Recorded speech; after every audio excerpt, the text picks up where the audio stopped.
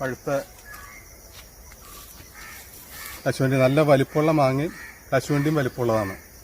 പിന്നെ ഇതിൻ്റെ ഒരു പ്രത്യേകത എന്ന് വെച്ച് കഴിഞ്ഞാൽ നമുക്കിപ്പോൾ ഫെബ്രുവരി ഒക്കെ തുടങ്ങി, ജനുവരി ലാസ്റ്റൊക്കെ തുടങ്ങി ഇതുമേ കശുവണ്ടി കിട്ടി തുടങ്ങി. 6 വർഷമായിട്ടുള്ള മരമാണ്. ഞാൻ ജസ്റ്റ് വീട്ടിലെ ആവശ്യത്തിനായിട്ട് ഒരു 2 ചെടി കൊണ്ടുവന്ന് നട്ടതാണ്. ഗ്രാഫ്റ്റഡ് തൈയാണ് നട്ടത്. പക്ഷെ നല്ല ഇനമാണ്. അത്യാവശ്യം ഇപ്പോൾ വരെ നന്നായിട്ട് കായുണ്ട്. ഇതിൽ പിന്നെ പൂത്ത് വരുന്നുണ്ട്, ചെറിയ കായകളുണ്ട്. അപ്പോൾ നമുക്ക് ഏകദേശം ഒരു ജൂൺ കഴിഞ്ഞൊക്കെ വരെ കിട്ടും. മഴ പെയ്ത് കഴിഞ്ഞ് കഴിഞ്ഞാൽ ഇതൊക്കെ കറുത്തു പോകും. പക്ഷെ അതുവരെ നമുക്കൊരു 3-4 മാസം നന്നായിട്ട് കായ ലഭിക്കും. ഇവിടെയൊക്കെ കണ്ടാൽ നമുക്ക് മനസ്സിലാവും. ഈ സൈഡിലൊക്കെ നിറയെ ഇവിടുത്തെ കായകളൊക്കെ പറിച്ചു പോയതാണ്.